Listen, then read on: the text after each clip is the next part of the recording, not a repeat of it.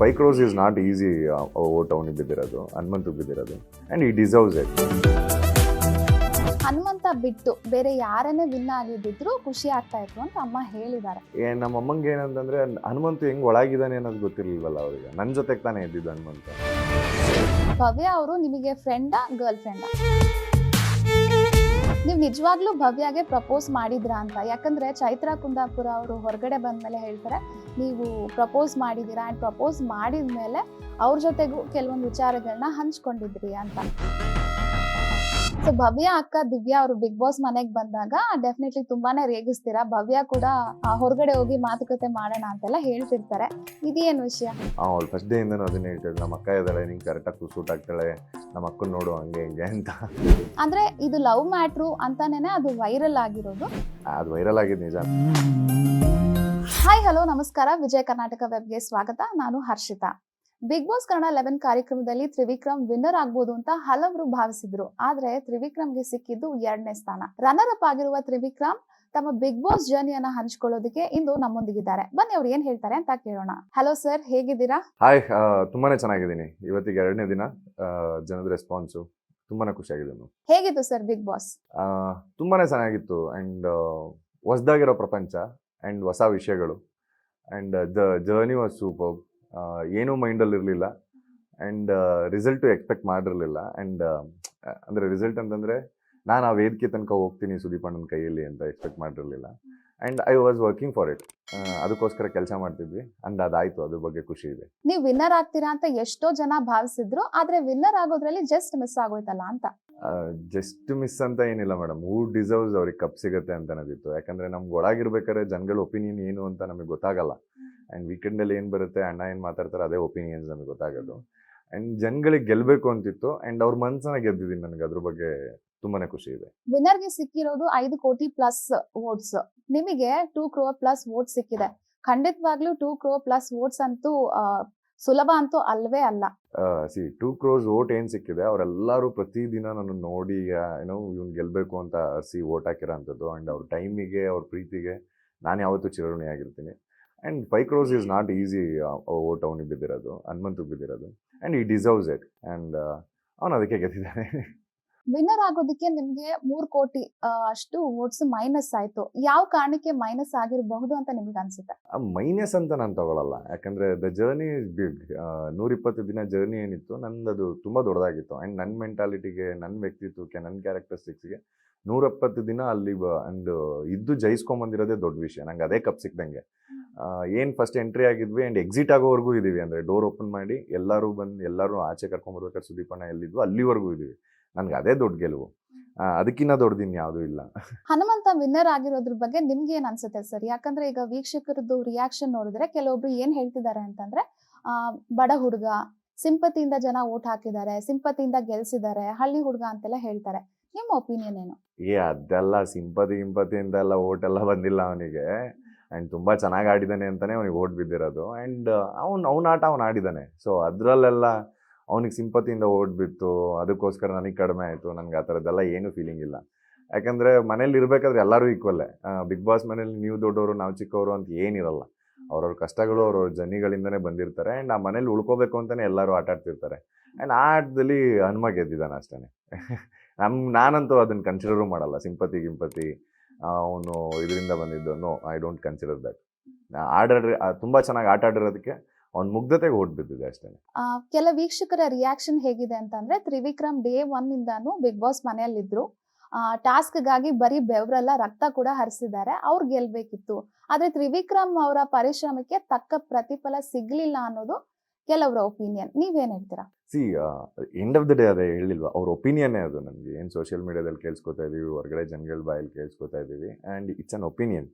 And ಅವ್ರ ಒಪಿನಿಯನ್ಗೆ ನಾನು ಏನು ಅಪೋಸ್ ಇಲ್ಲ. ಆ್ಯಂಡ್ ಅವ್ರು ನನ್ನನ್ನು ತುಂಬ ಇಷ್ಟಪಟ್ಟಿದ್ದಾರೆ, ಅದಕ್ಕೆ ನಾನು ಗೆಲ್ಲಬೇಕು ಅಂತ ಅನ್ಕೊತಾರೆ. ಹೌದು. And end of the day ಹನುಮನೂ ಇಷ್ಟಪಡೋರು ತುಂಬ ಜನ ಇದ್ರಲ್ವಾ. ಸೊ ಹಾಗಾಗಿ ಹನುಮು ಗೆದ್ದಿದ್ದಾನೆ ಅಷ್ಟೇ. ಆ ಥರದ್ದು ಡಿಸ್ರೆಸ್ಪೆಕ್ಟು, ಡಿಸ್ಒಪಿನಿಯನ್ಸ್ ಏನಿಲ್ಲ. ಈಗ ಫಿನಾಲೆಯಲ್ಲಿ 3 crore ವೋಟ್ಸ್ ಡಿಫ್ರೆನ್ಸ್ ಇತ್ತು. ಟಿಕೆಟ್ ಟು ಫಿನಾಲೆಯಲ್ಲಿ ಜಸ್ಟ್ 2 seconds. ಎಲ್ಲ ಎಷ್ಟು ಜಸ್ಟ್ ಮಿಸ್ ಆಗೋಯ್ತಲ್ಲ ಅಂತ. ಮನ್ಸಿಗೆ ನನಗೆ ಆ ಥರದ್ದೆಲ್ಲ ತಗೊಳ್ಳೋನಲ್ಲ ನಾನು. Actually 0.2 seconds miss yeah of course and equally we tried. ಅದರಲ್ಲಿ ಒಂದು ಸೆಕೆಂಡ್ ಮಿಸ್ ಆಯಿತು. ಆ್ಯಂಡ್ ಈ ವೋಟಿಂಗಲ್ಲಿ ಡಿಫ್ರೆನ್ಸ್ ಬಂದಿದ್ದು 2 crores ವೋಟ್ ಡಿಫ್ರೆನ್ಸ್ ಬಂದಿದೆ. ನಂಗೆಲ್ಲೋ ಒಂದು ಕಡೆ ಅನ್ಮೋ ಡಿಡ್ ವೆಲ್ ಅನ್ನೋದು ನನಗೂ ಅನಿಸುತ್ತೆ. ಸೊ ಹಾಗಾಗಿ ಜನ ಪ್ರೀತಿ ಅವನಿಗೆ ಜಾಸ್ತಿ ಕೊಟ್ಟು ನನ್ಗೆ ಗೆಲ್ಸಿದ್ದಾರೆ ಅಷ್ಟೇ. ಸೊ ನೀವು ಟಾಪ್ 2 ಅಲ್ಲಿ ಇರ್ತೀರಿ, ಕಿಚ್ಚ ಸುದೀಪ್ ಸರ್ ಅಕ್ಕಪಕ್ಕ ಇರ್ತೀರಿ. ಡೆಫಿನೆಟ್ಲಿ ನಿಮ್ ಕೈ ಮೇಲ್ ಹೋಗುತ್ತೆ ಅಂತಾನೆ ನೀವ್ ಅನ್ಕೊಂಡಿದ್ರಿ ಅಂತ ಅನ್ಸುತ್ತೆ. ಬಟ್ ನಿಮ್ ಕೈ ಮೇಲ್ ಹೋಗದೆ ಇದ್ದಾಗ ಹನುಮಂತ ಅಂತ ವಿನ್ನರ್ ಅನೌನ್ಸ್ ಆದಾಗ ನಿಮ್ ಮೈಂಡಿಗೆ ಬಂದ ಮೊದಲ ಥಾಟ್ ಏನು? ನನಗೆ ಆ ಸ್ಟೇಜ್ ಮೇಲೆ ಹೋಗ್ಬೇಕಾದ್ರೆ ನಾನು ಅನ್ಕೊಂಡಿದ್ದೆ, ಅಂದರೆ ಲಾಸ್ಟ್ ಡೇನೇ ಐ ವಾಸ್ ಲೈಕ್ ಡಿಸೈಡೆಡ್. ಸೋಲು ಗೆಲುವು ಡಿಫ್ರೆಂಟು, ಬಟ್ ಲಾಸ್ಟ್ ಡೇ ತನಕ ಇದೀನಲ್ಲ ಇದು ನನ್ನ ಗೆಲುವು ಅಂತ ಅಂದ್ಕೊಂಡು ನಾನು ಆ ಸ್ಟೇಜ್ ಎತ್ತಿದ್ದು. ನಂಗೆ ಆ ಸ್ಟೇಜ್ ಮೇಲೆ ಹೋದಾಗಲೂ ಏನು ಟೆನ್ಷನ್ ಇರಲಿಲ್ಲ. ಕೈ ಯಾರ್ದಾರ್ದು ಎತ್ತಲಿ ಡಿಸರ್ವಿಂಗ್ ಕೈ ಎತ್ತುತ್ತಾರೆ ಅನ್ನೋದು ನನಗೆ ಗೊತ್ತಿತ್ತು. ಸೊ ನಂಗೆ ಅವಾಗ ಟೆನ್ಷನ್ ಏನಿರಲಿಲ್ಲ.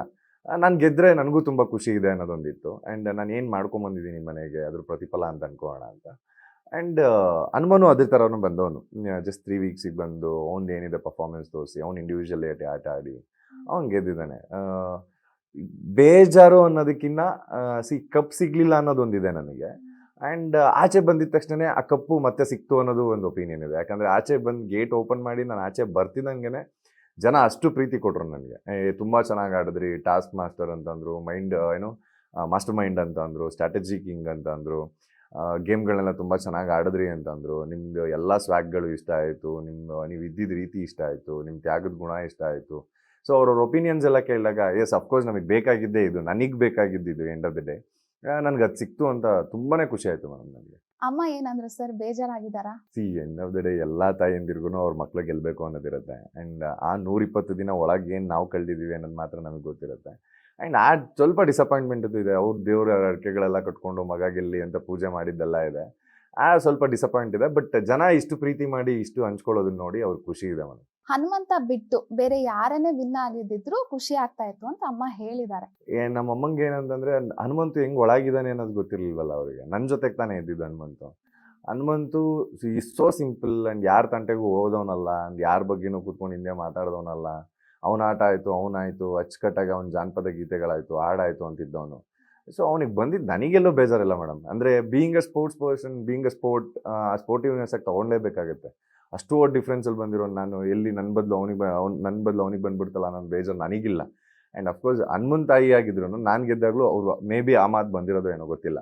ಎಲ್ಲ ತಾಯಿಗೂ ಅವ್ರ ಮಕ್ಕಳು ಬರ್ಬೇಕನ್ನೋ ಖುಷಿ ಇಲ್ಲ, ಆ ಇಂಟೆನ್ಷನಲ್ಲಿ ಮಾತಾಡಿದ್ದಾರೆ. ಇಲ್ಲ ಪರ್ಸ್ನಲಾಗಿ ನಮ್ಮ ಅಮ್ಮಂಗೆ ಏನೋ ಹನುಮನ್ ಮೇಲೆ ಬೇಜಾರಿತ್ತು, ಆ ಥರದ್ದೆಲ್ಲ ಏನಿಲ್ವೇ ಇಲ್ಲ. ಸೊ ಬಿಗ್ ಬಾಸ್ ಮನೆಯೊಳಗೆ ಅಮ್ಮ ಬರ್ತಾರೆ. ಅಮ್ಮ ಬಂದಾಗ ನಿಮ್ಮ ಕೈ ಹಿಡ್ಕೊಂಡು ಹೇಳ್ತಾರೆ, ಇದ್ರ ಮೇಲೆ ಭಾರಿ ನಿರೀಕ್ಷೆ ಇಟ್ಕೊಂಡಿದ್ದೀನಿ, ಈ ವಿಷಯದಲ್ಲಿ ಮಾತ್ರ ನಿರಾಸೆ ಮಾಡಬೇಡ ಅಂತ. ಈಗ ನಿರಾಸೆ ಆಗೋಯ್ತಲ್ವಾ? ಏನು ಕಪ್ ಬಂದಿಲ್ಲ ಅಂದಿದ ತಕ್ಷಣ ನಿರಾಸೆ ಏನು ಮೇಡಮ್? ಮಗ ಏನೋ ಫಸ್ಟ್ ರನ್ನರ್ ಅಪ್ ಆಗಿದ್ದಾನೆ. ಆ್ಯಂಡ್ ಸುದೀಪ್ ಅಣ್ಣನ ಕೈಲಿದ್ದಾನೆ. ಆ್ಯಂಡ್ ಸುದೀಪ್ ಅಣ್ಣಂತಿದ್ದು ಲಾಸ್ಟ್ ಇವೆಂಟ್ ಅಂತ ಹೇಳ್ತಾ ಇದ್ರು. ಸೊ ಆ ಥರ ಸ್ಟೇಜ್ಗಳೆಲ್ಲ ನಾನು ಶೇರ್ ಮಾಡಿದ್ದೀನಿ. ಅದಕ್ಕಿಂತ ದೊಡ್ಡ ಗೆಲುವು ಏನು ಬೇಕು ಮೇಡಮ್? ನಾನು ಅದನ್ನೇ ಅಂದೆ, ನೀನು ಡಿಸಪಾಯಿಂಟ್ ಆಗ್ತಿರೋದು ಕಪ್ ಬಂದಿಲ್ಲ ಅಂತಂದು ಒಂದಾದರೆ ಇಷ್ಟು ಜನ ಮನ್ಸು ಗೆದ್ದಿದ್ದೀನಲ್ಲ, ಅದರಲ್ಲೆಲ್ಲ ಏನು ತಲೆ ಕೆಡ್ಸ್ಕೊಬಿಡಿ, ನನಗೇ ಬೇಜಾರಿಲ್ಲ, ನೀವೇ ಯಾಕೆ ಅಷ್ಟು ಬೇಜಾರು ಮಾಡ್ಕೊತೀರಾ ಅಂತಂದೆ. And she is happy for it. And ಅದ್ರ ಬಗ್ಗೆ ಎಲ್ಲ ಏನಿಲ್ಲ. ಒಂದು ಕ್ಲಾರಿಫಿಕೇಶನ್ ಕೊಡಿ, ಯಾಕಂದ್ರೆ ಇದು ಬಿಗ್ ಬಾಸ್ ಮನೆಯಲ್ಲೇ ದೊಡ್ಡ ವಿಷಯ ಆಗುತ್ತೆ. ಅಂದ್ರೆ ಬಿಗ್ ಬಾಸ್ ಬರೋಕ್ಕೂ ಮುಂಚೆನೆ ಯಾರ್ಯಾರು ಬರ್ತಾರೆ ಅಂತ ನಿಮ್ಗೆ ಏನಾದ್ರು ಲಿಸ್ಟ್ ಸಿಕ್ಕಿತ್ತಾ? ಅದು ಪ್ರಾಬಬಲ್ ಲಿಸ್ಟ್ ನೋಡ್ಕೊಂಡು ಇಂತಿಂತವ್ರು ಬರ್ಬೋದು, ನನಗೆ ಗೆಲ್ಲೋ ಚಾನ್ಸಸ್ ಇದೆ ಅಂತ ಒಂದು ಅಂದಾಜಿನ ಮೇಲೆ ಬಂದ್ರಾ ಹೇಗೆ? ಮೇಡಮ್ ನಾನು ಹೋಗೋದಕ್ಕೆ ನನ್ನ ಒಬ್ಬಂಗೆ ಅಲ್ಲ. ನೀವು ಸೋಷಿಯಲ್ ಮೀಡಿಯಾದಲ್ಲಿ ಹಾಕಿರೋ ಫೋಟೋಗಳೆಲ್ಲ ಒಂದಷ್ಟು ಆಯ್ಕೆಯಾಗಿ ಅಲ್ಲಿ ಬಂದಿರೋದು. ಸೊ ಆ ಥರ ಲಿಸ್ಟ್ ಸಿಕ್ಕಿತ್ತು. ನಾನು ಬಿಟ್ಟರೆ ಇನ್ಯಾರೋ ಇವರೇ ಕನ್ಫರ್ಮ್ ಕಂಟೆಸ್ಟೆಂಟ್ಸ್ ಹೋಗೋದು, ಕನ್ಫರ್ಮ್ ಆಗಿ ಇವ್ರದ್ದೇ ಅಂತ ಬಿಗ್ ಬಾಸ್ ಯಾರಿಗೂ ಬಿಟ್ಕೊಡಲ್ಲ.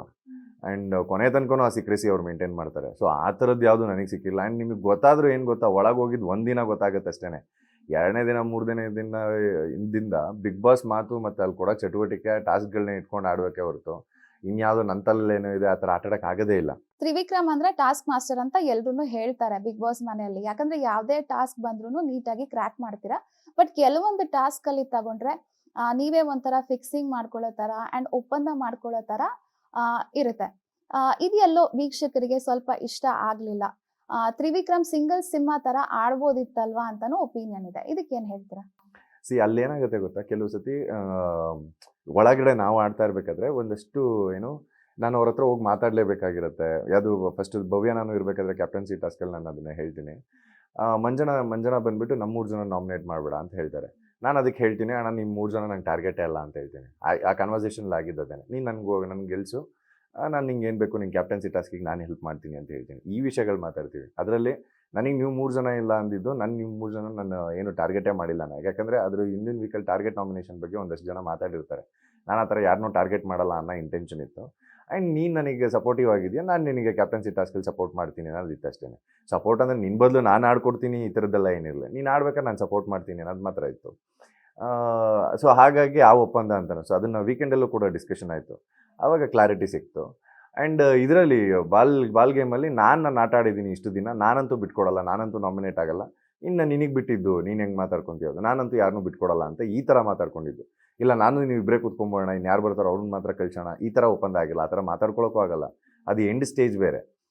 So I guess 15th week ಅದು. 15th ವೀಕಲ್ಲಿ ನಾವು ಈ ಥರ ನಾನು ನೀನು ಜೊತೆಗೆ ಆಡೋಣ ಹಂಗಾಗಲೇ ಇಲ್ಲ. ಇಬ್ಬರು ಸ್ಟ್ರಾಂಗ್ ಕಂಟೆಸ್ಟೆಂಟ್ಸು. ನಾನು ನಿನಗೆ ಸಪೋರ್ಟ್ ಮಾಡ್ತೀನಿ, ನೀನು ನನಗೆ ಸಪೋರ್ಟ್ ಮಾಡು, ಆಗೋದೇ ಇಲ್ಲ. ಅದು ಎಸ್ಪೆಷಲಿ ಮಂಜಣ್ಣ ನಾನು ಅಂತೂ ಮಾತಾಡ್ಕೊಳಕ್ಕೆ ಆಗೋದೇ ಇಲ್ಲ.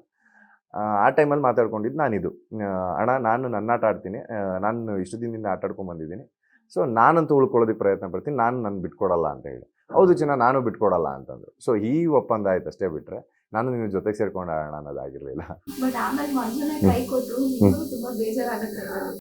ಕೈ ಕೊಡಲಿಲ್ಲ ಅಂದರೆ ಅವರು ಎಲ್ಲದನ್ನು ಕಂಪೇರ್ ಮಾಡ್ಬಿಟ್ಟು ಕೊನೆ ಕ್ಯಾರೆಕ್ಟರ್ ಅಂತ ಬಂತು, ವ್ಯಕ್ತಿತ್ವ ಅಂತ ಬಂತು. ನಾನು ಅವಾಗ ಹೇಳಿದೆ ವ್ಯಕ್ತಿತ್ವ ಅಂತ ಬಂತು ಅಂದರೆ ನಿಂದು ಕಡಿಮೆ ಆಗಿದೆ ಹಂಗೆ ಹಿಂಗೆ ಅಂತ ಮಾತು ಬಂತು. ಅದು ಕೈ ಕೊಡೋದು ಅಂತ ನಾನು ಮಂಜು ಅಣ್ಣ ನಂಬ್ಕೊಂಡು ನಾನು ಕೊನೆ ತನಕ ನಂಗೆ ಗೊತ್ತಿತ್ತು ಕೊನೆ ಆಟದಲ್ಲಿ ನಾನು ಎಳ್ದೇ ಎಳಿತಾರೆ ಅಂತ. ಯಾಕಂದರೆ ಮಧ್ಯದಲ್ಲಿ ಹೋದರೆ ನಾನು ಬಾಲ್ಗೆ ಮಾಡ್ಕೊಂಡು ಮತ್ತೆ ಒಳಗೆ ಬಂದೇ ಬರ್ತೀನಿ ಅನ್ನೋದು ಗೊತ್ತಿರುತ್ತೆ ಎಲ್ಲರಿಗೂ. ಸೊ ಆಗ ಕೊನೆ ತನಕ ಕಾಯ್ತಾಯಿದ್ರು. ಸೊ ಕೊನೆಗೆ ಯಾರೇ ಬಂದಿದ್ರು ನನ್ನೇ ಆಪ್ಷನ್ ಆಗಿ ಇಟ್ಕೊತಿದ್ರು ಅನ್ನೋದು ನನಗೆ ಗೊತ್ತಿದೆ. ಯಾಕಂದರೆ ಅಲ್ಲಿ ಸ್ಟ್ರಾಂಗ್ ಕಂಟೆಸ್ಟೆಂಟ್ಗಳನ್ನ ಒಂದು ಇದು ಮಾಡಬೇಕು ಅನ್ನೋದಿದ್ರೆ ಅದೇ ಥರ ಎಲ್ಲರೂ ಪ್ಲ್ಯಾನ್ ಮಾಡ್ತಾರೆ ಅನ್ನೋದು ಕಾಮನ್ ಅದು. ಸೊ ಇವನನ್ನೇ ನಾಮಿನೇಟ್ ಮಾಡಬೇಕು ಅನ್ನೋದು ಆ ಇದರಲ್ಲಿ ಆಗಿರತ್ತೆ ಅಷ್ಟೇ. ಮಂಜು ಅವರು ಕೆಲವು ಬಾರಿ ನಿಮ್ಮನ್ನ ಇಕ್ಕಟ್ಟಿನ ಪರಿಸ್ಥಿತಿಗೆ ಸಿಲುಕಿಸಿದ್ರು ಅಂತ ಅನ್ಸುತ್ತಾ ನಿಮಗೆ? ಏನಿಲ್ಲ, ಇದೆಲ್ಲ ಏನು ಗೊತ್ತಾ, ಗೇಮ್ ಆಡಬೇಕಾದ್ರೆ ಒಂದು ಒಳಗಡೆ ಗೇಮ್ ಆಡಬೇಕಾದ್ರೆ ಯಾರು ನಮಗೆ ಸ್ಟ್ರಾಂಗ್ ಅನ್ನಿಸ್ತಾರೆ ಅವ್ರನ್ನ ನ್ಯೂಟ್ರಲ್ ಮಾಡೋದು, ಯಾರು ನಮಗೆ ಸ್ಟ್ರಾಂಗ್ ಅನ್ನಿಸ್ತಾರೆ ಅವರಿಂದ ಸ್ವಲ್ಪ ದೂರ ಇರೋದು, ಯಾರು ನಮಗೆ ಸ್ಟ್ರಾಂಗ್ ಅನ್ನಿಸ್ತಾರೆ ಅವ್ರ ಬಗ್ಗೆ ಮಾತಾಡೋದು. ಸೊ ಈ ಥರದ್ದೆಲ್ಲ ವಿಷಯಗಳು ನಡೆಯುತ್ತೆ. It is not about personal things. ಅಲ್ಲಿ ಗೇಮಲ್ಲಿ ಏನು ಮಾಡಬೇಕು ಆ್ಯಂಡ್ ಆ ಮನೇಲಿ ಇರೋದಕ್ಕೆ ಏನೇನೆಲ್ಲ ಉಳ್ಕೋಬೇಕು ಆ ಥರ ಮಾತಾಡಿರ್ತಾರೆ ಹೊರತು which is not personal anything. Bhavya ವಿಚಾರವಾಗಿ ಕೆಲವೊಂದು ಕ್ಲಾರಿಫಿಕೇಶನ್ ಕೊಟ್ಬಿಡಿ. ಸೊ ಭವ್ಯ ಅವರು ನಿಮಗೆ ಫ್ರೆಂಡಾ ಗರ್ಲ್ ಫ್ರೆಂಡಾ? ನನಗೆ ಒಳ್ಳೆ ಫ್ರೆಂಡ್ ಅವರು. ಅಂದರೆ ಭವ್ಯ ಜೆನ್ಯೂನ್ಲಿ ಒಂದು ಫ್ರೆಂಡ್ ಝೋನೇ ಇತ್ತು ನಮ್ಮಿಬ್ಬರ ಮಧ್ಯ. ಆ್ಯಂಡ್ ಈಗ ನಾನು ರಜತ್ ಜೊತೆಗೆ ಹೆಂಗಿದ್ನೋ ಅಷ್ಟೇ ಕ್ಲೋಸ್ ರಿಲೇಷನ್ಶಿಪ್ಪಲ್ಲಿ ನಾನು ಭವ್ಯನ ಜೊತೆಗೂ ಇದ್ದಿದ್ದು. ನನಗೆ ಭವ್ಯನೂ ರಜತ್ ಏನಂತ ಡಿಫ್ರೆನ್ಸ್ ಅನ್ನಿಸ್ತಾ ಇರಲಿಲ್ಲ, ನಂಗೆ ಇಬ್ಬರೂ ಒಂದೇ. ಏನು ಅವಳು ಚಿಕ್ಕ ಹುಡುಗಿ ಆಗಿದ್ದರಿಂದ ಆ ಥರ ಅನ್ನಿಸ್ತಾ ಇತ್ತು ಅಷ್ಟೇ, ಬಿಟ್ಟರೆ otherwise she is too good friend of mind and ಒಳ್ಳೆ ಸ್ನೇಹಿತೆ. ಆ್ಯಂಡ್ ಇಡೀ ಬಿಗ್ ಬಾಸ್ ಮನೇಲಿ ನನಗೆ ಸಪೋರ್ಟ್ ಮಾಡಿದಂಥವ್ರು, ಇಡೀ ಮನೇನ ನಾನು ಕಳಿಸ್ಬೇಕು ಅಂತ ಯೋಚನೆ ಮಾಡ್ತಿದ್ರೆ ವಿಕ್ಕಿ ಏನೂ ತಪ್ಪು ಮಾಡಿಲ್ಲ ಅಂತ ನಿಂತವರು, ಎಲ್ಲದರಲ್ಲೂ ಬ್ಯಾಕ್ ಬೋನ್ ಆಗಿ ನಿಂತವರು. So she is good friend of mind. ನೀವು ನಿಜವಾಗ್ಲೂ ಭವ್ಯಗೆ ಪ್ರಪೋಸ್ ಮಾಡಿದ್ರಾ ಅಂತ? ಯಾಕಂದ್ರೆ ಚೈತ್ರ ಕುಂದಾಪುರ ಅವರು ಹೊರಗಡೆ ಬಂದ್ಮೇಲೆ ಹೇಳ್ತಾರೆ ನೀವು ಪ್ರಪೋಸ್ ಮಾಡಿದೀರಾ, ಆ್ಯಂಡ್ ಪ್ರಪೋಸ್ ಮಾಡಿದ್ಮೇಲೆ ಅವ್ರ ಜೊತೆಗೂ ಕೆಲವೊಂದು ವಿಚಾರಗಳನ್ನ ಹಂಚ್ಕೊಂಡಿದ್ರಿ ಅಂತ. ಸೊ ಯಾವ್ದು ನಿಜ ಯಾವ್ದು ಸುಳ್ಳು?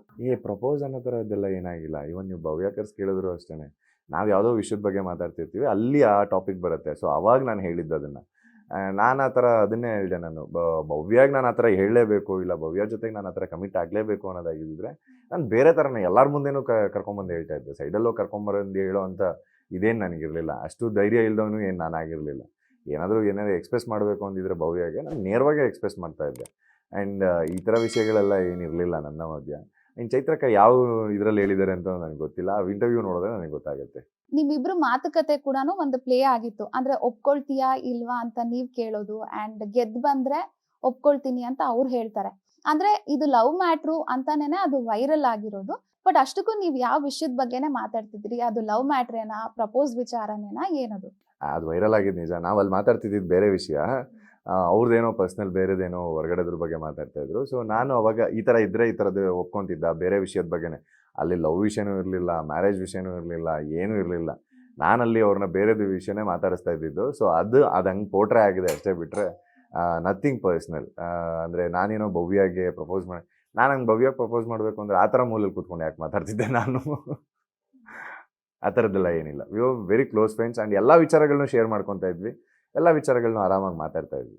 ಸೊ ಲವ್ ಯು ಪನಿಕುಟಿ ಅಂತ ನೀವು ಆಗಾಗ ಹೇಳ್ತಾನೆ ಇದ್ರಿ. ಸೊ ಅದು ಯಾವ ತರ ಲವ್? ಅದು ಫ್ರೆಂಡ್ಶಿಪ್ ಲವ್ ಅಥವಾ ಲವ್ ಏನದು? ಫ್ರೆಂಡ್ಶಿಪ್ ಲವ್ ಅದು. ನಾನು ಅದನ್ನೇ ಹೇಳಿದೆ ಸುದೀಪ್ ಅಣ್ಣ, ಈ ಥರ ಲವ್ ಯು ಅಂತ ನಾನು ತುಂಬ ಜನ ಕೇಳಿದ್ದೀನಿ. ನಾನು ಅನು ಬಂದಾಗಲೂ ಹೇಳಿದೆ, ಮಾನಸ ಬಂದಾಗಲೂ ಹೇಳಿದೆ. ಸಿ ಇದೊಂದು ಲವ್ ಎಕ್ಸ್ಪ್ರೆಸ್ ಮಾಡೋದಷ್ಟೇ ಬಿಟ್ಟರೆ ನಾನು ಅದನ್ನೇ ಹೇಳಿ ಯಾರು ಏನಾರು ಅನ್ಕೊಳ್ಳಿ ಬಾ ತಲೆ ಕೆಚ್ಕೊಬೇಡ, ನಾನು ನೀವು ಆರಾಮಾಗಿ ಫ್ರೆಂಡ್ ಆಗಿರೋಣ ಬಾ ಅಂತ ಅಂದ್ಬಿಟ್ಟು. ಆ ಪಣ್ಣಿಕುಟಿ ಅನ್ನೋದು ನಾನು ಯೂಶಲಿ ಅಂದರೆ ಅವ್ರ ಮನೆಯವ್ರು ಕರಿತಾ ಇದ್ದಿದ್ದದು, ಪಣ್ಣಿಕುಟಿ ಅಂತ ಅವ್ರ ಮನೇಲಿ ಅವ್ರ ಮನೆಯವ್ರ ಲೆಟ್ರ್ ಬರೆದಾಗ ಅದರಲ್ಲಿ ಇದ್ದಿದ್ದು ವರ್ಡು. ನಾವು ಅದನ್ನ ಹಂಗೆ, ನಾನು ಒಬ್ಬನೇ ಅಲ್ಲ, ಎಲ್ಲರೂ ಹಂಗೆ ಕರೆಯೋರು. ಸೊ ಆ ಥರ ಕರೆದ್ವಿ ಅಷ್ಟೇ. ಭವ್ಯನ ನೀವು ಮದ್ವೆ ಆಗ್ತೀರಾ ಇಲ್ವಾ ಸರ್? ಆ ಥರದ್ದೆಲ್ಲ ಏನಿಲ್ಲ, ಮದುವೆ ಗಿದ್ವೆ ತನಕ ಎಲ್ಲ ಹೋಗಿಲ್ಲ. ಆ್ಯಂಡ್ ನಾವಿಬ್ರು ಒಳ್ಳೆ ಫ್ರೆಂಡ್ಸು. ಆ್ಯಂಡ್ ಆ ಫ್ರೆಂಡ್ ಝೋನ್ ಹಂಗೆ ಮೇಂಟೈನ್ ಮಾಡ್ಕೊಂಡು ಹೋಗ್ತೀವಿ. ಈಗ ಒಂದು ಯಾವ್ದಾನ ಒಂದು ಸಿನಿಮಾ ಶೂಟಿಂಗ್ ಆದ್ರೂ ಅಲ್ಲೊಂದಷ್ಟು ಜನನ ಮಾತಾಡಿಸ್ತೀವಿ, ಅಲ್ಲೊಂದಷ್ಟು ಜನ ಕ್ಲೋಸ್ ಆಗ್ತೀವಿ. ಇಲ್ಲಿ ಬಿಗ್ ಬಾಸ್ ಮೇಲೆ ಒಂದಷ್ಟು ಜನ ಕ್ಲೋಸ್ ಆಗಿದ್ದೀವಿ. ಆ ಕ್ಲೋಸ್ ಸರ್ಕಲ್ ಇನ್ನೂ ಹಂಗೆ ಇದೆ. ಸೊ ಭವ್ಯ ಅಕ್ಕ ದಿವ್ಯಾ ಅವರು ಬಿಗ್ ಬಾಸ್ ಮನೆಗೆ ಬಂದಾಗ ಡೆಫಿನೆಟ್ಲಿ ತುಂಬಾನೇ ರೇಗಿಸ್ತೀರಾ. ಭವ್ಯ ಕೂಡ ಹೊರಗಡೆ ಹೋಗಿ ಮಾತುಕತೆ ಮಾಡೋಣ ಅಂತೆಲ್ಲ ಹೇಳ್ತಿರ್ತಾರೆ. ಇದೇನು ವಿಷಯ? ಅವಳು ಫಸ್ಟ್ ಡೇ ಇಂದನೂ ಅದನ್ನ ಹೇಳ್ತಿದ್ಳು, ನಮ್ಮ ಅಕ್ಕ ಇದ್ದಾಳೆ, ನಿಂಗೆ ಕರೆಕ್ಟಾಗಿ ಸೂಟ್ ಆಗ್ತಾಳೆ, ನಮ್ಮ ಅಕ್ಕನ ನೋಡು ಹಂಗೆ ಹಿಂಗೆ ಅಂತ. ಸೊ ಅದಕ್ಕೆ ಅವ್ರು ಬಂದಾಗ ಅಷ್ಟು ರೇಗಿಸ್ತಾ ಇದ್ದಿದ್ದು ಅಷ್ಟೇನೆ. ನೀನ್ ಯಾವತ್ತೂ ಸೆಲ್ಫಿಶ್ ಆಗಿ ಯೋಚನೆ ಮಾಡಿಲ್ಲ, ಯಾರು ಏನಾದ್ರೂ ಹೇಳಿ ನೀನೇನು ಅಂತ ನನಗ್ ಗೊತ್ತು ಅಂತ ಭವ್ಯ ಜೊತೆ ನೀವು ಮಾತಾಡ್ತಿರ್ತೀರಾ. ಅಂಡ್ ನಿಮ್ಮ ಅವರ ಬಾಂಡಿಂಗ್ ಕೂಡ ಚೆನ್ನಾಗಿತ್ತು. ಬಟ್ ಭವ್ಯ ಅವರು ನಿಮ್ಮನ್ನ ಟಾಸ್ಕ್ ಅಲ್ಲಿ ಚೂಸ್ ಮಾಡ್ಲಿಲ್ಲ ಅಂದಾಗ ನೀವು ಕಂಪ್ಲೀಟ್ ಆಗಿ ತಿರುಗಿ ಬೀಳ್ತೀರಿ, ಯಾಕೆ? ಅದೊಂದು ಫ್ರಸ್ಟ್ರೇಷನ್ ಇತ್ತು ಅಷ್ಟೇನೆ. ಬೀಯಿಂಗ್ ಕ್ಲೋಸ್ ಫ್ರೆಂಡ್ ಆಗಿ ನೀನು ಕರ್ಕೊಂಡಿಲ್ವಲ್ಲ ಅನ್ನೋದೊಂದು ಫ್ರಸ್ಟ್ರೇಷನ್ ಇತ್ತು. ಅದು ಆ ಟೈಮಿಗೆ ಮಾತ್ರ. ಅದಾದ್ಮೇಲೆ ಹೇಳಿದೆ, ಅಲ್ಲ ಆ ಜಾಗದಲ್ಲಿ ಬೇರೆ ಯಾರೇ ಇದ್ದಿದ್ರು ಅದೇ ಥರನೇ ಪ್ಲ್ಯಾನ್ ಮಾಡಿ ಆಚೆ ಇಡೋರು. And you did your best. And ನನಗೆ ಕೋಪ ಮಾಡ್ಕೊಳ್ಳೋಂಥ ಎಲ್ಲ ರೈಟ್ಸು ಇತ್ತು ನನಗೆ ಅವತ್ತಿನ ದಿನ. ಒಬ್ಬ ಫ್ರೆಂಡ್ ಡಿನ್ನರ್ ಕರೀಲಿಲ್ಲ ಅಂತಂದ್ರೆ ಬೇಜಾರು ಮಾಡ್ಕೊಳ್ಳೋಂಥ ಕ್ಯಾಟಗರಿ. ಇನ್ನು ನಾನು ಎವಿಕ್ಷನಿಂದ ಉಳ್ಕೋಬೇಕು ಅಂತಂದ್ರೆ ನನ್ನ ಫ್ರೆಂಡ್ ನನಗೆ ಕರೀಲಿಲ್ಲ ಅಂತ ಬೇಜಾರು ಮಾಡ್ಕೋಬೋದಲ್ವ. ಆ ಫ್ರಸ್ಟ್ರೇಷನ್ ಇತ್ತೇ ಹೊರತು ಇಲ್ಲ ಭವ್ಯ ಏನೋ ನನ್ನನ್ನು ಯೂಸ್ ಮಾಡಿಕೊಂಡು ಇನ್ನೊಂದು ಆ ಥರದ್ದೆಲ್ಲ ಏನಿಲ್ಲ. ಅದು ಹೀಟ್ ಆಫ್ ದ ಮೂಮೆಂಟ್ ಒಂದು ಫ್ಲೋಲ್ಲಿ ಹೇಳಿದ ಮಾತು ಅಷ್ಟೇ. ಅದಕ್ಕೆ I am being sorry to her. ನಾನು ಅದನ್ನ ಸಾರಿನೂ ಕೇಳಿದ್ದೀನಿ ಭವ್ಯಗೆ. ಅಂದ್ರೆ ಭವ್ಯ ನಿಮ್ಮನ್ನ ಯೂಸ್ ಮಾಡ್ಕೊಂಡಿಲ್ಲ ಅಂತ ಹೇಳ್ತೀರಾ? ಯಾಕಂದ್ರೆ ನೀವೇ ಯೂಸ್ ಮಾಡ್ಕೊಂಡೆ ಅಂತ ಅವ್ರಿಗೆ ಒಂದ್ಸತಿ ಹೇಳ್ತೀರಾ. ಅಂದ್ರೆ ಈಗ ನಿಮ್ಮ ಒಪಿನಿಯನ್ ಏನಿದೆ? ಅವ್ರು ನಿಮ್ಮನ್ನ ಯೂಸ್ ಮಾಡ್ಕೊಂಡಿದಾರಾ ಇಲ್ವಾ? ಚಾನ್ಸೇ ಇಲ್ಲ. ಆ್ಯಂಡ್ ಸ್ವಾರ್ಥಕ್ಕೆ ಒಬ್ರನ್ನ ಯೂಸ್ ಮಾಡ್ಕೊತಾ ಇದ್ದೀವಿ ಅಂತಂದರೆ ಅಷ್ಟು ದಡ್ರು ಯಾರೂ ಇಲ್ಲ ಇಲ್ಲಿ. ಆ್ಯಂಡ್ ಎಲ್ಲರಿಗೂ ಗೊತ್ತಾಗೋಗುತ್ತೆ. ಸೊ ನೀನು ಸ್ವಾರ್ಥಕ್ಕಿದೆಯಾ ಇಲ್ಲ ರಿಯಲ್ ಆಗಿದೆಯಾ ಅಂತ. ಅದು ಆ ಮನೇಲಿ ಎಲ್ಲರೂ ಯೋಚನೆ ಮಾಡೋದೇ ಹಂಗೆ. ಸೊ ಅಷ್ಟು ದಿನದಲ್ಲಿ ನನಗೆ ಗೊತ್ತಾಗಿರಲ್ವಾ. And she is being true to our friendship. So Mokshitha ಜೊತೆ ಸೇರ್ಕೋ, ಭವ್ಯನ ಕಿತ್ತಾಕು ಅನ್ನೋ ತರದಲ್ಲಿ ನೀವು ರಜತ್ ಜೊತೆ ಮಾತಾಡ್ತೀರಿ. ಅಂದ್ರೆ ಈಗ ಯಾವುದೇ ಟಾಸ್ಕ್ ಅಂತ ಬಂದ್ರು ತ್ರಿವಿಕ್ರಮ್ ಅವರು ಡೆಫಿನೆಟ್ಲಿ ಚೆನ್ನಾಗಿ ಪ್ಲಾನಿಂಗ್ ಮಾಡ್ತಾರೆ. ಬಟ್ ಅದೇ ಭವ್ಯ ಮತ್ತೆ ಮೋಕ್ಷಿತಾ ಪ್ಲಾನ್ ಮಾಡಿದಾಗ ನೀವು ಅದನ್ನ ಪ್ರಶ್ನೆ ಮಾಡ್ತೀರಿ. ಅಂದ್ರೆ ನೀವು ಪ್ಲಾನಿಂಗ್ ಮಾಡ್ಬೋದು, ಅವ್ರು ಮಾಡಂಗಿಲ್ವಾ ಅಂತ. ಎಲ್ಲರೂ ಮಾಡ್ಬೋದು, ಅದರಲ್ಲೇನಿದೆ. ಹೌದು, ನಾನು ಅಲ್ಲಿ ಸಿಟ್ ಮಾಡ್ಕೊಂಡಿದ್ದೇನಕ್ಕೆ ಅಂತಂದರೆ, ಬೀಯಿಂಗ್ ನೀನು ಮೋಕ್ಷಿತ ಜೊತೆ ಪ್ಲಾನ್ ಮಾಡಿ ಆಡ್ತೀಯ ಅನ್ನೋದಾಗಿದ್ದು ನನ್ನ ಜೊತೆಗೆ ಪ್ಲಾನ್ ಮಾಡಿ ಆಡ್ಬೋದಾಗಿತ್ತು ಅಂತ ನಾನು ಹೇಳಿದ್ದು. ಆ್ಯಂಡ್ ಅಲ್ಲಿ ನಾನು ಮೋಕ್ಷಿತ ಅವ್ರಿಗೆ ಏನಕ್ಕೆ ಹೇಳಿದೆ ಅಂತಂದರೆ, ನೀನು ಫ್ರೆಂಡು ಅಂತಿದ್ದವು ನೀನು. ಸೊ ನೀನು ಭವ್ಯನ ಆಚೆ ಹೋಗ್ಬೇಕು ಅಂತ ನಾಮಿನೇಟ್ ಮಾಡಿರ್ತೀಯ. ಸೊ ಈಗ ಭವ್ಯನ ಜೊತೆಗೆ ಸೇರ್ಕೊಂಡು ಆಡ್ತಾ ಇದ್ದೀರಾ ಅಂತ ನಾನು ಅವ್ರಿಗೆ ಟಾಂಗ್ ಕೊಟ್ಟಿದ್ದು. ಏನಕ್ಕೆ ಅಂದರೆ ಸುಮ್ಮನೆ ಅವ್ರಿಗೆ ಟಾಂಗ್ ಕೊಡಬೇಕಲ್ಲ ಅಂತ ಕೊಟ್ಟಿದ್ದದು. ಸೊ ಆ ಟೈಮಲ್ಲಿ ಟಾಂಗ್ ಥರ ಕೊಟ್ಟು ಇದು ಮಾಡಿದ್ದು. ಅದಾದಮೇಲೆ ನಾನು ರಜತ್ ಹೆಸರು ಬರ್ದಿರ್ತೀನಿ ಇದರಲ್ಲಿ, ರಜತ್ ಗೆಲ್ತಾರೆ ಅಂತ ಅಂದ್ಬಿಟ್ಟು. ಸೊ ಅದಕ್ಕೆ ನಾನೇನು ಮಾಡಿದೆ, ನನಗೆ 30 ಪಾಯಿಂಟ್ಸ್ ಬೇಕಾಗಿತ್ತಲ್ಲ. ಸೊ ಅದಕ್ಕೆ ನೀನು ಮೋಕ್ಷಿತ ಜೊತೆ ಸೇರಿಕೊಂಡ್ರೆ ಸೊ ನೀನು ಫಸ್ಟ್ ಬರ್ಬೋದು ಅನ್ನೋ ಥರ. ಯಾಕಂದರೆ ಭವ್ಯ ಆಚೆ ಹೋಯ್ತು ಅಂದರೆ ಫೈನಲ್ ಇವರಿಬ್ಬರು ಬರ್ತಾರೆ. ನನಗೆ ಗೊತ್ತಿತ್ತು ಮೋಕ್ಷಿತಕ್ಕಿಂತ ರಜತ್ ಫಾಸ್ಟ್ ಇದ್ದಾರೆ ಅಂತ. ಸೊ ಅದರಲ್ಲಿ ರಜತ್ ಬರ್ತಾರೆ ಅನ್ನೋ ಒಂದು ಇಂಟೆನ್ಷನ್ ಇತ್ತು ಅಷ್ಟೇ. ಈಗ ಕೆಲವೊಂದನ್ನ ನೀವು ಹೇಳಿರ್ತೀರಾ, ಅದು ಫ್ಲೋನಲ್ಲೇ ಹೇಳಿರ್ಬೋದು ಆ್ಯಂಡ್ ಹೇಳಿ ಮರ್ತೋಗಿರ್ಬೋದು.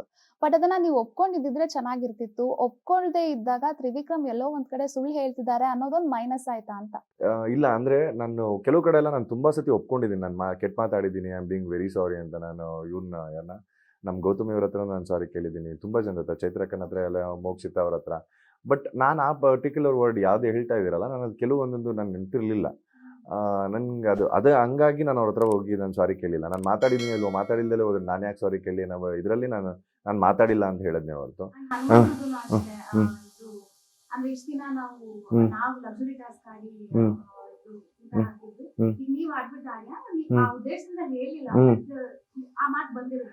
ನಾನು ಅವತ್ತು ಫ್ಲೋಲಿ ಹೇಳಿದೆ ಅವನಿಗೆ, ಇಷ್ಟು ದಿನ ಟಾಸ್ಕಲ್ಲಿ ನಾವು ಆಡಿದ್ದೀವಿ, ಈಗ ನೀವು ತಂದಾಕ್ರಪ್ಪ ಅಂತ ನಾನು ಹೇಳಿದೆ. ಅದ್ರಲ್ಲಿ ನಾನೇ ತಂದಾಕಿದ್ದೀನಿ ಅನ್ನೋದು ನಾನು ಎಲ್ಲೂ ಇರಲಿಲ್ಲ. ಅವತ್ತು ಕಾಮಿಡಿ ನೋಷನಲ್ಲೇ ಹೇಳಿದ್ದು. ಅವತ್ತು ಅವನು ಅಲ್ಲೇ ಕೇಳ್ಬಿಟ್ಟು ಕ್ಲಿಯರ್ ಮಾಡ್ಕೊಂಡ್ಬಿಟ್ಟಿದ್ರೆ ಆಗಿರೋದು. ಆ್ಯಂಡ್ ಹನುಮಾನು ಆ ಥರ ಇಂಟೆನ್ಷನ್ ಏನು ಕೇಳಿರಲ್ಲ. ಅದು ಡಿಸ್ಕಷನಿಗೆ ಬಂತಲ್ಲ, ಅಂದರೆ ಯಾರೋ ಒಂದು 2-3 ಜನ ಡಿಸ್ಕಸ್ ಮಾಡಿದ್ರಲ್ಲ ಆ ವಿಷಯವಾಗಿ. ಸೊ ಹಾಗಾಗಿ ಅದು ವೀಕೆಂಡಿಗೆ ಡಿಸ್ಕಷನ್ ಬಂತೆ ಹೊರತು ಇಟ್ಸ್ ಇನ್ ಅ ಫ್ಲೋ. ಅದಕ್ಕೆ ಸುದೀಪಣ್ಣನೇ ಹೇಳೋದು, ನೀನು ಮಾತಾಡಬೇಕಾದ್ರೆ ಆರಾಮಾಗೆ ಮಾತಾಡಿರ್ತೀಯ, ಎಲ್ಲೋ ಒಂದೊಂದು ಅರ್ಥ ಮಾಡ್ಕೊಳ್ಳೋ ವಿಧಾನ ಬೇರೆ ಇರುತ್ತೆ. ಸೊ ನೋಡ್ಕೊಂಡು ಮಾತಾಡು ಅಂತ ಅದಕ್ಕೆ ಹೇಳೋಗ್ತಾರೆ. ನಿಮ್ಮ ತಾಯಿ ಬಂದಾಗ ನೀವು ಮತ್ತೆ ಭವ್ಯಗೆ ರಾಧಾಕೃಷ್ಣ ಅಂತ ಹೇಳ್ತಾರೆ, ಜೊತೆಗೆ ಸ್ವಾರ್ಥಕ್ಕಾಗಿ ಬಳಸ್ಕೊತಿದ್ದಾರೆ ಅಂತಾನು ಹೇಳ್ತಾರೆ. ಅವ್ರು ನಿಜವಾಗ್ಲೂ ಹೇಳಿದ್ದು ಭವ್ಯ ಬಗ್ಗೆನೇನಾ ಅಂತ? ಇಲ್ಲ, ಅದು ಸ್ವಾರ್ಥಕ್ಕೆ ಅಂತ ಬಳಸ್ಕೊಂತಿದ್ಯಾ ಅಂತ ಅನ್ನೋದು ಆ್ಯಕ್ಚುಲಿ ನೋಡು ಸ್ವಾರ್ಥ ಅವ್ರಿಗೆ ಹೆಂಗೆ ಕಾಣಿಸಿರುತ್ತೆ ಅನ್ನೋದು ನಂಗೆ ತುಂಬ ಚೆನ್ನಾಗಿ ಗೊತ್ತಾಗಿರುತ್ತೆ. ಒಬ್ಬ ಮಗ ಗೆಲ್ಲಬೇಕು, ಸೊ ಇವ್ನು ಯಾರಿಗೋ ಸಪೋರ್ಟ್ ಮಾಡ್ಕೊಂಡು ಕೂತಿದ್ದಾನೆ, ಸೊ ಹಂಗೆ ಹಿಂಗೆ ಅಂತ ಅನ್ನಿಸಿದಾಗ ಬಂದು ಎಲ್ಲ ತಾಯಂದಿರು ಹೇಳೋ ಮಾತೇ ಅದು. ನಾನು ಅದಕ್ಕೆ ನಮ್ಮ ಅಮ್ಮಂಗೆ ಹೇಳಿದೆ, ಅಮ್ಮ ನಂಗೆ ಯಾರ ಜೊತೆಗೆ ಹೆಂಗಿರಬೇಕು ಅಂತ ತುಂಬ ಚೆನ್ನಾಗಿ ಗೊತ್ತಿದೆ, ಆ್ಯಂಡ್ ಯಾರನ್ನ ಎಲ್ಲಿಡಬೇಕು, ಹೆಂಗೆ ಆಡಬೇಕು ಅಂತ ನನಗೆ ತುಂಬ ಚೆನ್ನಾಗಿ ಗೊತ್ತಿದೆ, ಆ್ಯಂಡ್ ನಿನಗೆ ಅಲ್ಲಿಂದ ನೋಡ್ಬೇಕಾದ್ರೆ ಈ ಥರ ಕಾಣಿಸುತ್ತೆ, ತಲೆ ಕೆಡ್ಸ್ಕೊಬೇಡ ಹೋಗು ಅಂತಲೇ ನಾನು ಮಾತಾಡಿರುತ್ತೆ. ಆ್ಯಂಡ್ ಕೃಷ್ಣ ರಾಧಾ ಸಂಬಂಧ ಕೊಟ್ಟಿದ್ದವರು ಅದೊಂದು ಫ್ರೆಂಡ್ಶಿಪ್ಪಲ್ಲಿ ಚೆನ್ನಾಗಿದ್ದೀರಾ, ಸೊ ಅವನಿಗೆ ನೀವಿದ್ದೀರಾ, ನಿನಗೇನೇ ಬೇಕಾದರೂ ಅವನಿದ್ದಾನೆ, ಆ್ಯಂಡ್ ಅವನಿಗೇನೇ ಬೇಕಾದ್ರೂ ನೀನು ನೋಡ್ಕೊತಾ ಇದೆಯಾ ಚೆನ್ನಾಗಿ ಅನ್ನೋ ಮೀನಿಂಗಲ್ಲಿ ಆ ಥರ ಹೇಳೋಗ್ತಾರೆ ಅಷ್ಟೇ. ನೀವು ಹೊರಗಡೆ ಬಂದಾಗ ತ್ರಿವ್ಯಾ, ತ್ರಿಮೋಕ್ಷಿ ಅಂತೆಲ್ಲ ನೋಡಿರ್ತೀರಾ. ಸೊ ಈ ತರ ಅದಕ್ಕೇನೆ ಸೆಪರೇಟ್ ಫ್ಯಾನ್ ಬೇಸ್ ಇದೆ. ಸೊ ನಿಮ್ಗೆ ಏನ್ ಅನ್ಸುತ್ತೆ ಇದನ್ನೆಲ್ಲ ನೋಡಿದ್ಮೇಲೆ? ನಾನು ಇನ್ನೂ ನೋಡಿಲ್ಲ ಆ ಥರದ್ದೆಲ್ಲ ಇನ್ನೂ, ಅಂದರೆ ಆಗಾಗ ಒಂದೊಂದು ವೀಡಿಯೋಸ್ಗಳು ನೋಡ್ತೇನೆ, ಬರೀ ಇಂಟರ್ವ್ಯೂಸಲ್ಲಿ ಇರೋದ್ರಿಂದ ನೋಡ್ತಾ ಇದ್ದೀನಿ. ಆ್ಯಂಡ್ ತ್ರಿಮೋಕ್ಷಿಗೆ ನೋಡಿದಾಗ ನನಗೆ ಅಂದರೆ ಅಣ್ಣ ತೋರಿಸಿದಾಗ ಸರ್ಪ್ರೈಸ್, ನಾವು ಯಾವತ್ತೂ ಆ ಥರ ಇರಲೇ ಇರಲಿಲ್ವಲ್ಲ.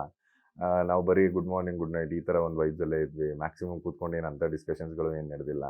ಆ್ಯಂಡ್ ಅವ್ರ ಬಗ್ಗೆ ನಂಗೆ ಇನ್ನೂ ಕರೆಕ್ಟಾಗಿ ಗೊತ್ತಿಲ್ಲ, ನನ್ನ ಬಗ್ಗೆ ಇನ್ನೂ ಅವ್ರಿಗೆ ಕರೆಕ್ಟಾಗಿ ಗೊತ್ತಿಲ್ಲ. ಸೊ ಆ ಥರದ್ದೆಲ್ಲ ಏನೂ ಇಲ್ಲ. ಬಟ್ ಇವರಿಗೆಲ್ಲೋ ಜನಕ್ಕೆಲ್ಲೋ ಒಂದು ಎಕ್ಸ್ಪೆಕ್ಟೇಷನ್ಸ್ ಇತ್ತು, ಆ್ಯಂಡ್ ಇವರಿಬ್ರು ಕೂತ್ಕೊಂಡು ಚೆನ್ನಾಗಿದ್ದಿದ್ರೆ ಚೆನ್ನಾಗಿರೋದು ಅಂತ ಅನಿಸಿದೆ. ಸೊ ಹಾಗಾಗಿ ಮಾಡಿದ್ದಾರೆ. ಅವ್ರ ಒಪಿನಿಯನ್ಸ್ಗೂ ನನಗೇನು ಅಪೋಸಿಷನ್ ಇಲ್ಲ.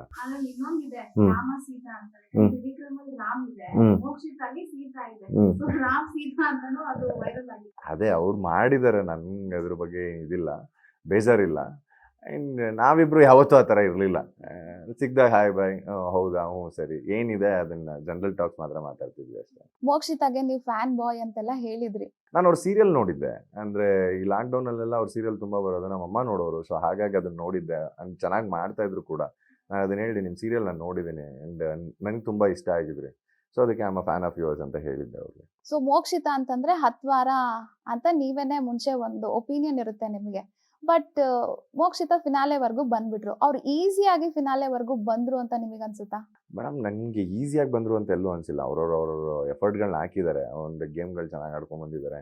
ಆ್ಯಂಡ್ ಜನಕ್ಕೆ ಅವ್ರದ್ದು ಏನು ವ್ಯಕ್ತಿತ್ವ ಇದೆ ಅದು ಇಷ್ಟ ಆಗಿರುತ್ತೆ. ಈಸಿಯಾಗಂತೂ ಬಂದಿಲ್ಲ, it is very tough everyone, ಎಲ್ಲರಿಗೂ ತುಂಬ ಕಷ್ಟ ಆಗುತ್ತೆ ಬರೋದಕ್ಕೆ ಅಲ್ಲಿವರೆಗೂ. ಆ್ಯಂಡ್ ನಾನು ಅದನ್ನು ಹೇಳಿದ್ದೆ ಹೇಳಿಲ್ಲ, ನಾನು ಅದನ್ನ ಎಪಿಸೋಡ್ ನೋಡಬೇಕು ಅಂತಲೇ ಇದ್ದೀನಿ. ಅದನ್ನು ಏನು ಮಾತಾಡಿದ್ದೀನಿ ನನಗೂ ಕ್ಲಾರಿಟಿ ಇಲ್ಲ. ನನ್ನ ಅವತ್ತಿನ ಹೇಳೋ ಇಂಟೆನ್ಷನ್ ಏನಿತ್ತು ಅಂತಂದರೆ, ಅಣ್ಣ ಒಂದು ಕಾರ್ನರ್ ಆಗಬೇಡ ನೀನು ಅಂತ ಒಂದು ಹೇಳೋ ಇಂಟೆನ್ಷನ್ ಇತ್ತು.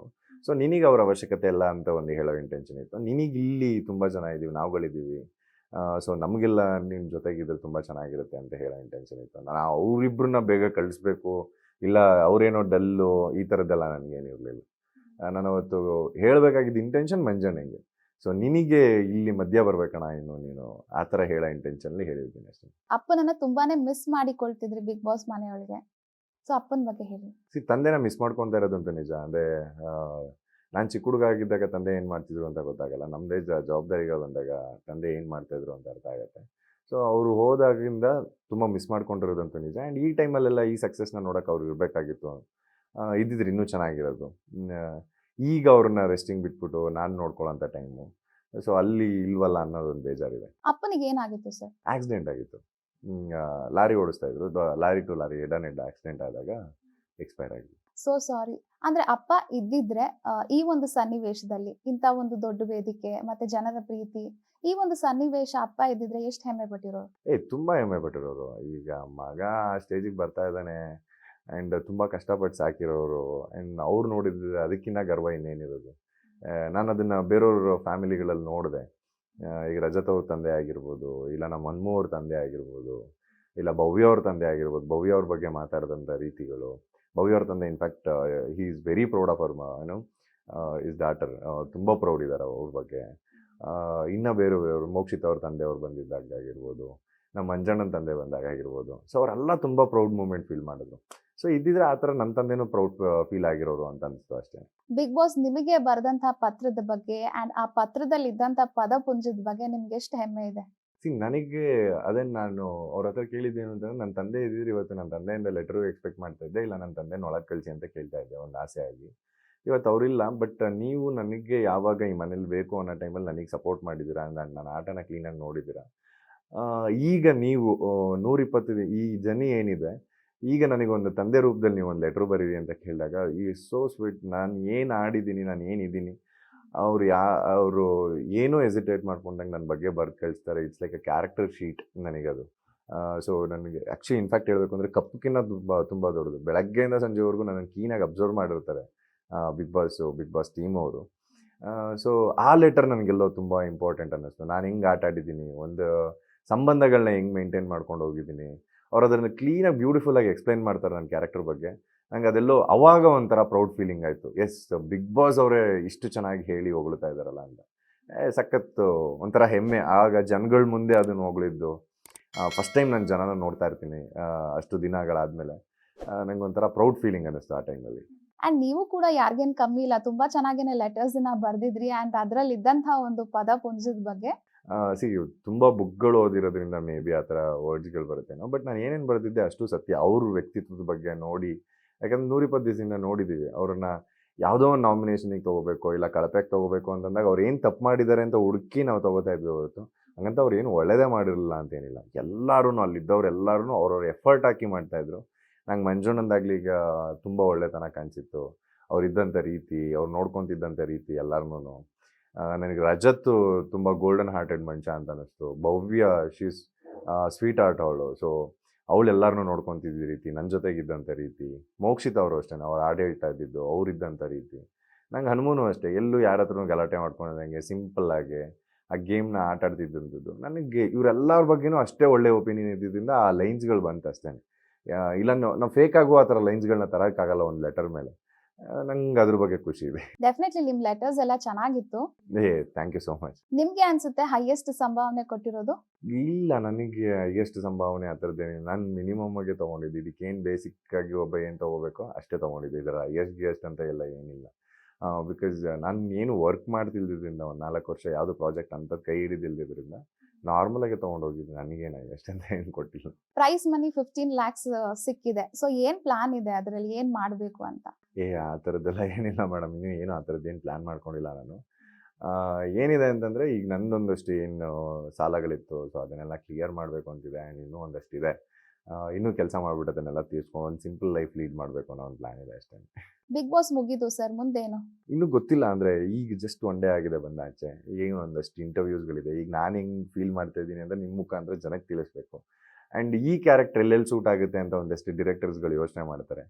ಆ್ಯಂಡ್ ಯಾರ್ಯಾರಿಗೆ ಏನೇನು ಯೋಚನೆ ಬರುತ್ತೆ, ಸೊ ಆ ರೀತಿ ಕರೆದಾಗ ನಾನು ಹೋಗಿ ನಿಜವಾಗ್ಲೂ ಕೆಲಸ ಮಾಡ್ತೀನಿ. ಆ್ಯಂಡ್ ನನಗೊಂದಷ್ಟು ಡೈರೆಕ್ಟರ್ಗಳು ಪರಿಚಯ ಇದ್ದಾರೆ. ಅವ್ರನ್ನೆಲ್ಲ ಹೋಗಿ ಪರ್ಸ್ನಲಾಗಿ ಮೀಟ್ ಮಾಡಿ, ಒಂದಷ್ಟು ಜನ ಪ್ರೊಡ್ಯೂಸರ್ಸ್ಗಳನ್ನ ಮೀಟ್ ಮಾಡಿ ಮಾತಾಡಬೇಕು ಅಂತಿದೆ. ಅವ್ರ ಹತ್ರ ಎಲ್ಲ ಹೋಗಿ ಮಾತಾಡ್ತೀನಿ. ಸೊ ನಿಮ್ಮೆಲ್ಲ ಫ್ಯೂಚರ್ ಪ್ರಾಜೆಕ್ಟ್ಸ್ಗೆ ಒಳ್ಳೇದಾಗ್ಲಿ ಅಂತ ನಾವು ಕೂಡ ಹಾರೈಸ್ತೀವಿ. All the best. Thank you so much. ನಿಮ್ಮ ಖುಷಿ ಪ್ರೀತಿ ಯಾವಾಗಲೂ ಇದೇ ಥರ ಇರಲಿ. ಆ್ಯಂಡ್ ನೆಕ್ಸ್ಟ್ ಪ್ರಾಜೆಕ್ಟ್ಗಳು ಯಾವಾಗ ಬರ್ತಾವೋ ಸೊ ನಿಮ್ಮ ಮುಖಾಂತರ ಎಲ್ಲರಿಗೂ ತಿಳಿಸೋಕ್ಕೆ ಇಷ್ಟಪಡ್ತೀನಿ. Thank you so much. Okay sir, thank you. ನೋಡಿದ್ರಲ್ಲ ವೀಕ್ಷಕರೇ, ಇದಾಗಿತ್ತು ಇವತ್ತಿನ ಎಕ್ಸ್ಕ್ಲೂಸಿವ್ ವಿಡಿಯೋ. ಇದೇ ತರಹದ ಇನ್ನಷ್ಟು ವಿಡಿಯೋಗಳಿಗಾಗಿ ನೋಡ್ತಾ ಇರಿ ವಿಜಯ್ ಕರ್ನಾಟಕ ವೆಬ್, ಫೇಸ್ಬುಕ್ ಹಾಗೂ ಯೂಟ್ಯೂಬ್ ಚಾನೆಲ್ಗಳನ್ನ. ಧನ್ಯವಾದಗಳು.